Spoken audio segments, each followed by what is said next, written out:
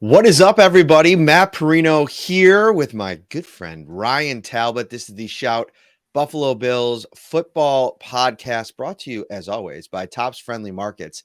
And right now, you can enter for a chance to win $1 million courtesy of Tops. Each week, Kings Hawaiian is pitting two city sliders against each other in the ultimate showdown, and you get to help decide the winner. Vote weekly for your favorite regional slider for a chance to win all season long and earn entries toward the $1 million prize. Explore the interactive stadium to play games, get recipes, share photos, and so much more. Visit topsmarkets.com/redzone to enter. Bills versus Jets. It's finally here, Ryan Talbot, the second AFC East showdown of the season with the surprise second place in the AFC East, New York Jets. Yeah, give yourself a pat on the back there, Mr. Parrino. I think over the summer, you made a pretty bold prediction saying that you thought that the Jets might not be in last place in this division when all was said and done. And there's still a lot of football left to be played. But the way the Jets are playing right now with that defense that they have, I could see them at least finishing third in this division when all was said and done. Going into the year, the reason I made that prediction was twofold. Number one, I think that their defense is the second best in this division. And I think that's the most important part when you're going up against, in these division games against a lot of subpar quarterbacks. And obviously Tua Tagovailoa, when I made that prediction, Tua was still a subpar quarterback. He has elevated his level of play, and through the first half of the season has been really, really good. I mean, I think there's no doubt about it at this point. He's a top 10 quarterback in 2022. Oh, there we go. We got some horn going. We got some horn going. Anytime there's shout, the train comes. I'm telling you, it's a big fan of the show. And their defense has lived up to it. They went out, they addressed the cornerback position, brought in a shutdown corner in the making in Sauce Gardner. We're going to talk a little bit about him in a little while. And then I just thought, all right, depending on the jump of that offense, if Zach Wilson can make the jump. It wasn't Zach Wilson that's really giving them a spark. It was Breece Hall, who's now out for the season with the torn ACL. And that's where I think if you're looking at this thing long term, the rest of the year, they're in a tough spot. Not only is Breece Hall out for the year, Elijah Vera Tucker, they're really good young interior offensive lineman, he's out for the year too. So as good as things have gone for the Jets, it's going to be tough because I was listening to Micah Hyde on One Bills Live today, and he said the Jets are a lot like the 2018 Bills, right? Or 2019 Bills. It's like the defense is there. They got a lot of pieces, but it's just about waiting for the young quarterback. And Zach Wilson has all the talent in the world, but it just hasn't really added up to anything yet this year. 5 games, 3 passing touchdowns. And the problem is 7. Is that your dog, by the way? Yeah, she's trying to lay down. That's my soon to be 13-year-old golden retriever. So it takes her a little bit longer to sit down, but she is laying now. I think she'll be okay. There you go. Tell her she can take as long as she needs anytime on the Shout Pod. So Zach Wilson comes in this week, and he's facing a defense that's in 7 games given up 7 passing touchdowns, which other than the Denver Broncos, that's the best mark in the league. The Broncos pass defense has been elite. So it's a really tough matchup against a Bills defense that's going to be without Jordan Poyer, obviously.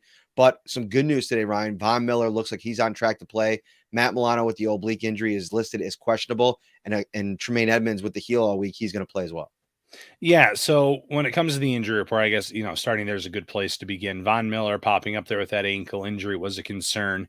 You want to have him ready to go because the one thing I've seen about Zach Wilson is he takes some bad sacks still.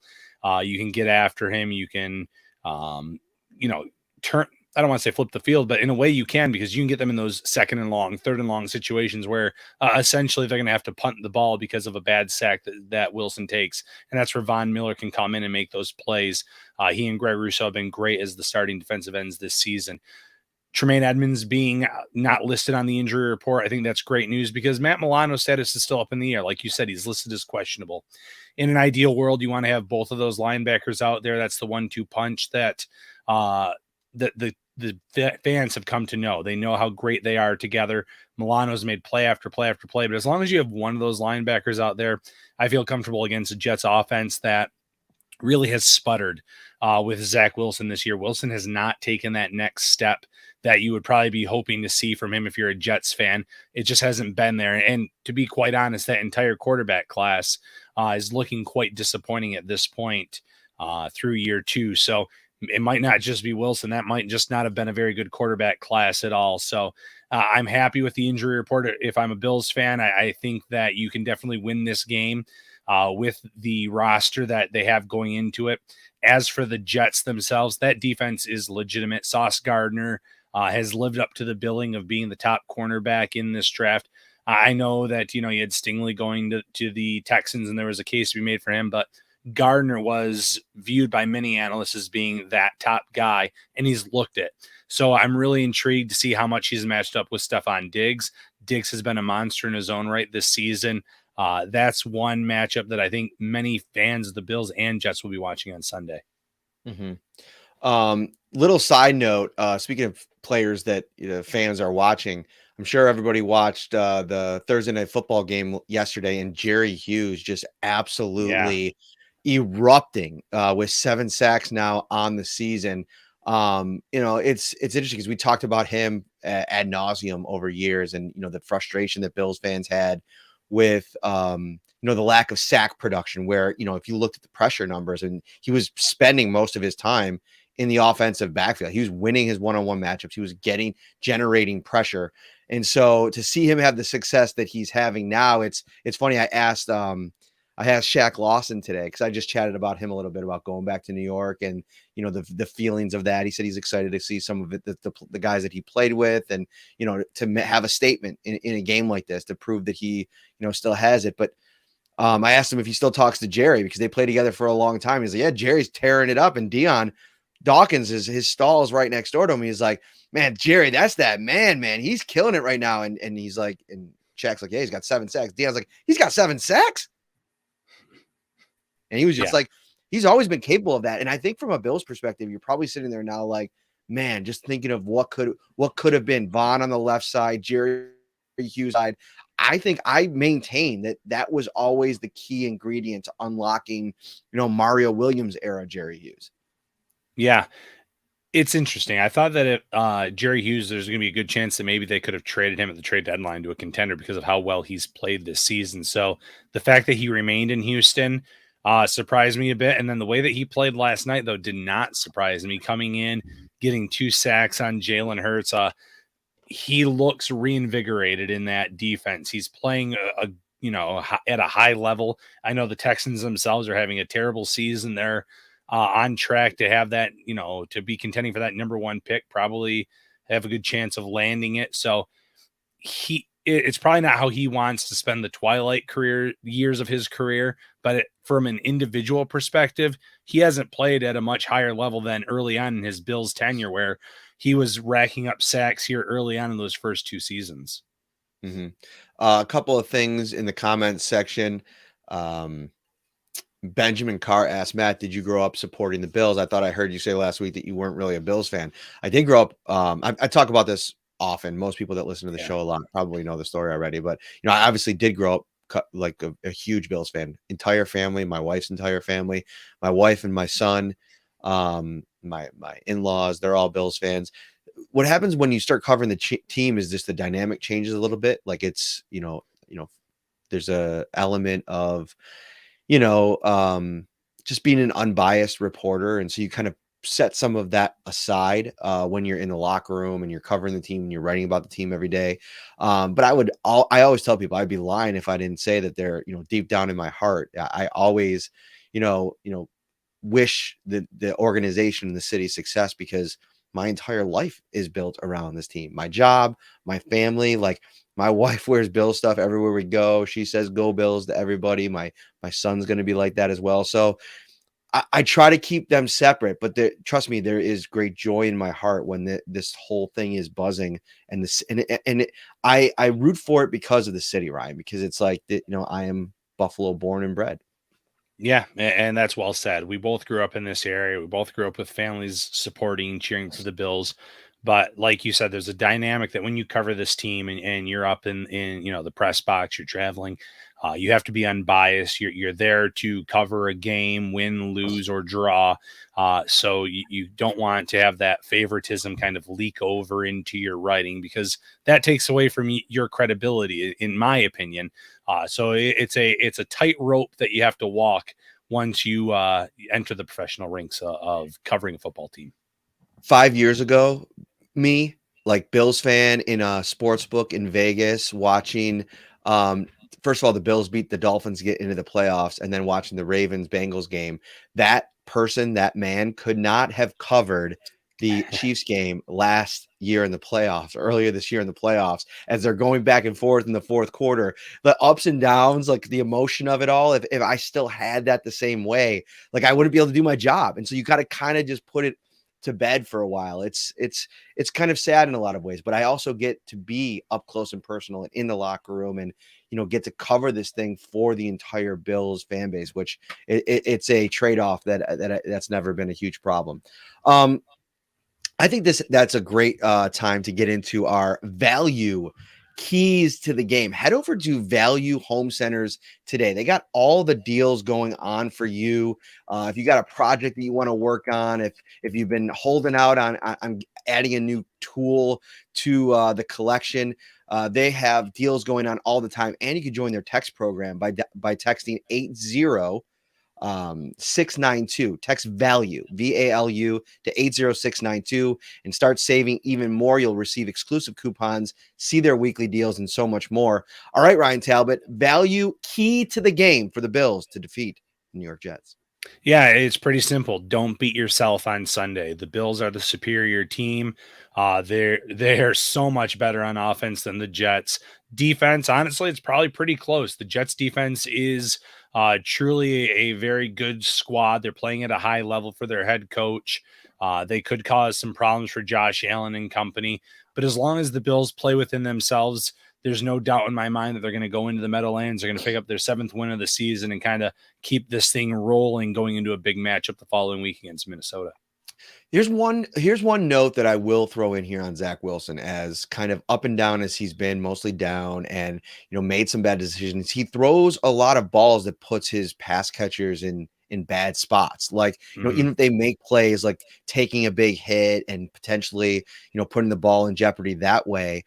But at the same time, there are a few plays every game, and Robert Saleh talked about that this week, where you're just like, wow, like if he could do that on any type of more consistent basis, you have something there. Like the arm down the field, he has a bona fide weapon in Garrett Wilson in that passing game. So it's just about harnessing that and figuring out a way to get it, happening more consistently. And in this game, with Poyer out, you're now going to look at the likely starting duo of Jaquan Johnson and Damar Hamlin, 2 young guys. There's been some coverage issues deep with Hamlin in for Micah Hyde. He's learning as he's going. There's been some really good stuff from Damar Hamlin as well. But that's one area of the game like that's going to be my key to the game. Getting pressure on Zach Wilson, but then limiting the over-the-top stuff. Like, you can't give up big plays and give them hope, especially if the Bills' offense is struggling with this Jets front and obviously what they built on the second level. Yeah, that's well said. With the both safeties being out, obviously, again, Hyde for the season, Poyer listed as day-to-day out for this matchup. They have to make sure they're in position. They don't get beat on a deep ball. We obviously saw that on a 3rd and long against Miami that ended up costing them the game, essentially because the Dolphins would go down and score a touchdown that would end up being the game-winning score in that game. So as long as the safeties do their job, keep the players in front of them, don't let up the deep ball, I can see the Bills kind of cruising here. But early on, I could see it being a tight matchup for that first quarter and a half. Speaking of cruising, you should all cruise over to Tops Friendly Markets right now. They got the Christmas bonus program going on, and 'tis the season to save on groceries and all of your favorite holiday gifts. Christmas bonus is underway, and that means you shop at Tops and save $10 at all of your other favorite stores and restaurants. With over 25 gift cards to choose from, there's something for everyone on your list. And don't forget to treat yourself to some extra savings too. Save on great gifts like toys, games from GameStop or Toys R Us at Macy's, great family dining at Applebee's or Buffalo Wild Wings, that new big screen TV that you want from Best Buy, and so much more just by shopping at Tops. Be Santa's biggest little helper with Christmas bonus from Tops. For a complete list of available gift card savings, visit topsmarkets.com/Christmas bonus. I want to get into Sauce Gardner a little bit more, and it's a twofold conversation that I want to have here, Ryan Talbot, with him. You look at the sheer numbers and production from him this year, and it has just been outstanding. The dude is leading the NFL, tied with Trayvon Diggs, with 12 pass breakups. He has 37 combined tackles, 3 for a loss, 1 quarterback hit, 1 interception. He has just kind of been exactly what they've wanted him to be. And, there's an argument to make. We didn't get a chance to talk to Stefon Diggs this week. I was really kind of bummed about that because I wanted to get his take on Gardner. And Josh Allen said that he thinks he's one of one in this league already, which is super high praise from an elite quarterback who has played up against some really good cornerbacks over the years. I mean, just this season, Jalen Ramsey, Jair Alexander, just to name a few, Marlon Humphrey for the Baltimore Ravens. So I want to talk about like the impact that Gardner can potentially have in this game, considering Stefon Diggs is the second best receiver statistically in the league right now. And then also the plan that they'll have. Is it, you think that they're going to have him travel with Diggs? I would like to think that they're going to try to get him to travel with Diggs. I could see that being part of the Jets' game plan. Take away your top weapon, make them lean on Gabe Davis, make them lean on Isaiah McKenzie, Khalil Shakir, the run game. If you can take away that Dawson Knox as well, take away that top weapon, it can make things more interesting. So if I'm the Jets, yes, I think that's part of the game plan. As for what we've seen from Sauce Gardner so far, it's been outstanding football. I had some questions. I mean, he came from a smaller program like Cincinnati. He wasn't necessarily playing against the elite of the elite on a weekly basis. So I thought, well, maybe when he gets to the NFL, he's going to get one of those welcome to the league moments. It hasn't happened yet. He looks legitimate.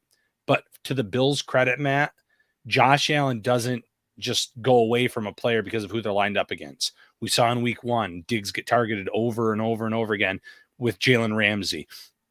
Other top cornerbacks, when they go up against the Bills' corners, wide receivers, Josh Allen does not shy away from them. So even if he does follow Diggs, you're going to see him target Diggs at times, test this rookie. It's going to be a fun battle to watch unfold. The premier receiver that he's faced this year is probably Jamar Chase. I didn't go back and look at that game in terms of how many matchups they had one-on-one. I could probably bring that up via Pro Football Focus, but we don't really have time here. But just looking at the stat sheet here, Jamar Chase, 10 targets, only 6 catches for 29 yards with 1 touchdown. So probably a pretty good game by all. Think about the big games that Jamar Chase has had in this league, but then look at the rest of the receiving crew for the Cincinnati Bengals in that game. 4 catches for 105 and a touchdown for Boyd.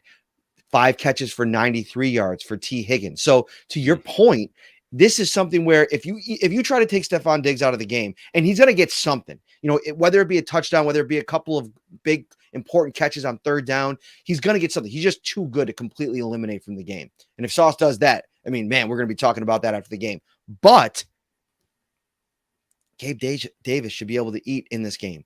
Khalil Shakir is somebody that I'm interested in watching. Isaiah McKenzie, whoever ends up getting more of the run in the slot, and maybe Dawson Knox, who all of a sudden is building some momentum. Touchdown against the Kansas City Chiefs, touchdown against the Packers. If you get him going and you can kind of start spreading this thing around, maybe sprinkle a little bit of Nyheim Hines in the passing game, or maybe even if Nyheim Hines isn't ready yet, because interesting enough, Sean McDermott said on his hit with WGR today that because they got him in the building on Wednesday, or they found out they were going to have him on Tuesday into the building on Wednesday, they had already installed the game plan this week. So that could maybe limit his availability. Now, he could also be saying that to throw the Jets off the beaten track here and trying to make it a surprise. But I just think there's going to be so many more opportunities for so many other players, even if that's the strategy to take Diggs out of the game. Yeah, and Allen has no problem spreading the ball around, even on a given week when Diggs ends up with a high stat line where he goes over 100 yards receiving.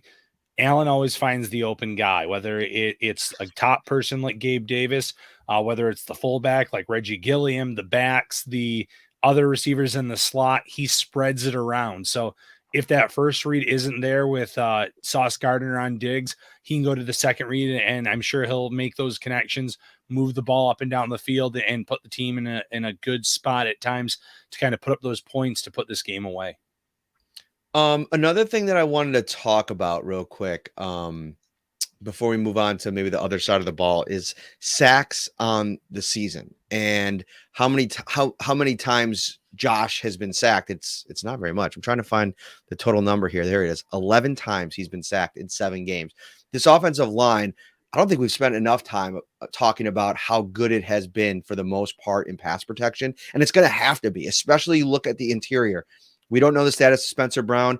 I probably guess that they're going to lean on giving him another week to get back. And you haven't really lost much in Questenberry. I think he's been good. No. I think he's been fine. Couple beats here and there, but Brown was getting beat here and there, maybe a little bit more than that.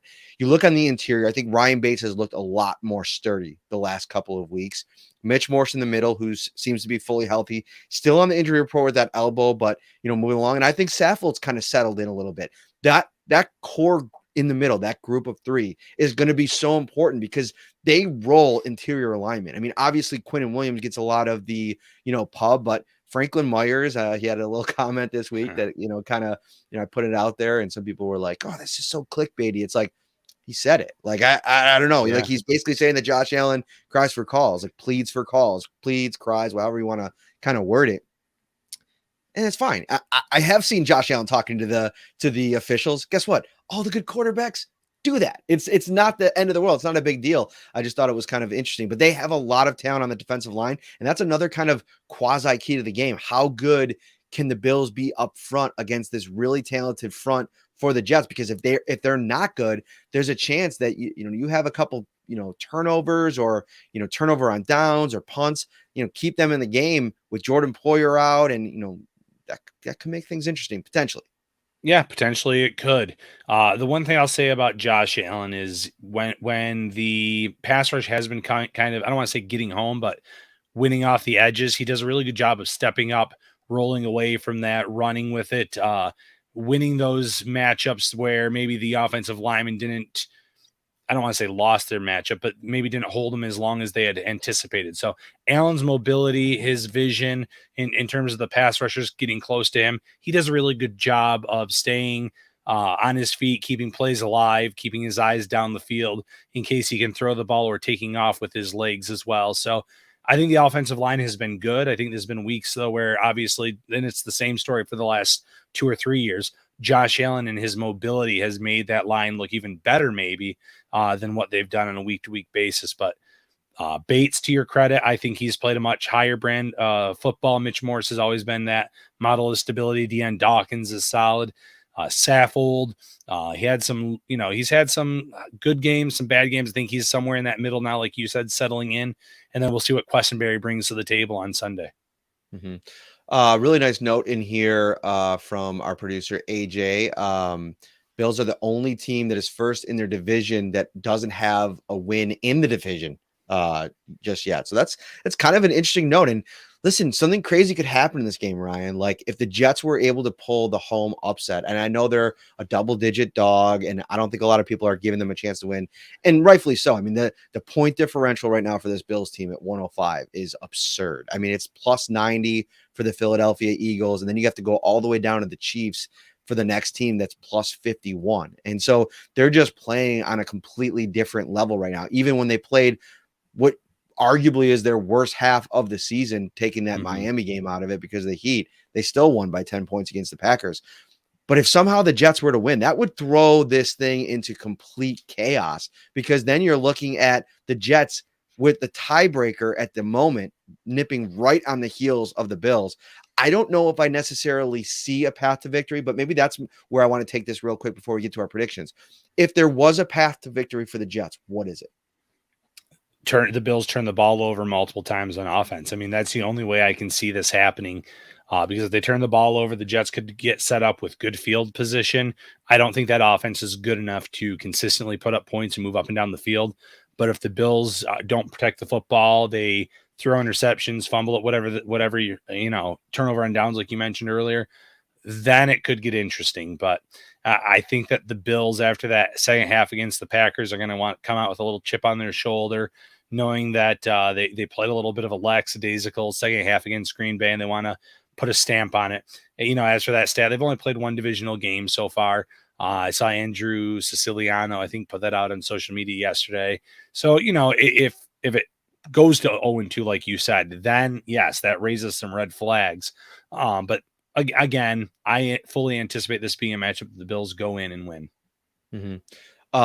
Points for this season for the Jets. They scored 9 in the opener against Baltimore, 31 against Cleveland in the shootout there against the Browns early in the season, 12 against the Bengals, 24 against the Steelers, 40 against the Miami Dolphins. Obviously that's one of the reasons they went out and traded for Bradley Chubb. I mean, when you're giving up 40 points to this Jets team, and I'm pretty sure, I can't remember if that was a Zach Wilson. I'm bringing it up now because I think we have to know this. If that was it was a Zach Wilson game. So, there's some potential there. There's a big difference between that Miami Dolphins defense, even with Chubb, and this Bills defense. They scored 27 against the Packers, obviously some turnovers in that game, 16 against the Broncos, and then 17 this last week against the Patriots. So, I think it's going to be a good vibe in there. Actually, one of my students is a diehard Jets fan, and so like all season long, I empathize with him a little bit. Like, it's been tough to be a Jets fan for years, so he's always kind of looking for any kind of kernel of hope. And I'm just like, the problem's just been the quarterback play, and every which way you look at this Jets team, and a path to not only victory in this game, but a path to success this season, like finishing with a good record, etc. I think they've actually maybe shot themselves in the foot a little bit with the way that they've been so good early this season, because they're screwing up their draft position. I don't think that they're going to be able to keep this going with Zach Wilson. And it could be living in a world where you have a number 2 overall pick, and you might be in a fan base here at the end of November pining for Joe Flacco, Ryan Talbot. Yeah, Joe Flacco, Mike White. There were chants for Mike White last week against the Patriots. Interesting decision to make him the number 2 over Flacco, who I thought has had some decent moments when he was their starter this year. But no, I just feel like that Zach Wilson train could be coming to a halt here very soon. I haven't seen enough consistency in his game. So unless some light bulb goes off here very soon, you're going to hear more and more boos in the Meadowlands. You're going to hear more calls in to the radio stations in New Jersey, saying that they don't have the right guy at quarterback. And if you have all the other pieces, the Jets are going to have to make a really tough decision going into next year in terms of, what do we do? Do we still go and draft a guy? Do we try to move up in the draft because it's supposed to be a good quarterback class? Do they get someone that might be out there in free agency? Who knows? But you can't hold this roster back if you feel like you're set at every other position, minus the most important one on the field. Mm-hmm. All right, everybody. Thank you so much for watching. We're not going yet. We got the predictions here, but I want to send a little love out. Appreciate you joining us on, before the end of the workday on a Friday. We wanted to kind of get away early here. A lot to do over the next couple of days.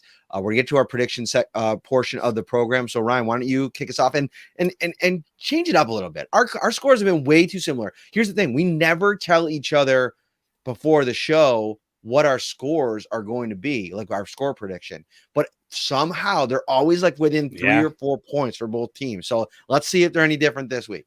All right. I have the Bills winning this game 31-13. As good as I think the Jets defense is, I have Ryan, my score is 31-13, and I'm not kidding.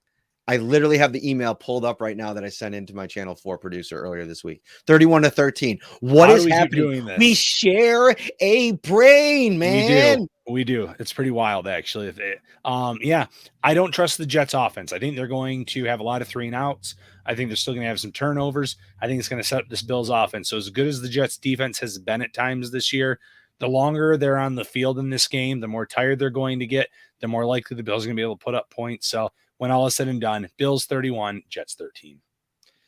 Wow, dude. Like, that is just crazy. Wild.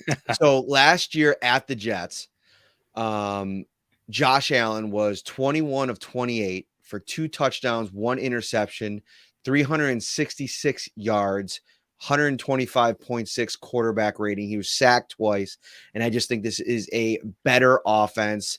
It's an improved defense. They were good last year. I think both games the Jets did a pretty solid job against them.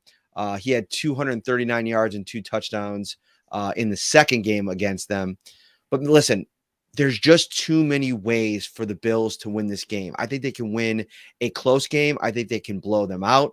I think if the Jets somehow find a way to get a lead in the second half, the Bills have already kind of knocked that out this season against the Ravens, against the Chiefs. They know how to come back and win in the fourth quarter. So I just think that the Bills are going to be able to score too many points. I think they're going to be aggressive. I don't think they're going to like the way that they played in the fourth quarter last week against the Packers.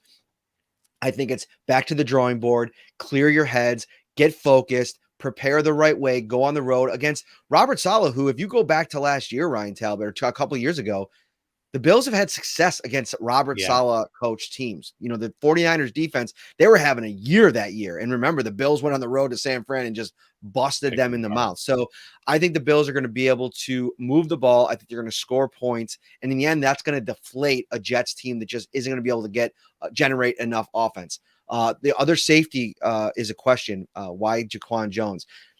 Could Dean Marlowe start in this game? Sure, they could throw a curveball. But I think Jaquan Johnson has been in this defense now for 4 years. He's been that understudy. And I think that there's a level of trust with him. And I think Marlowe is a depth piece. And I think you can make a change if you have to. But I still think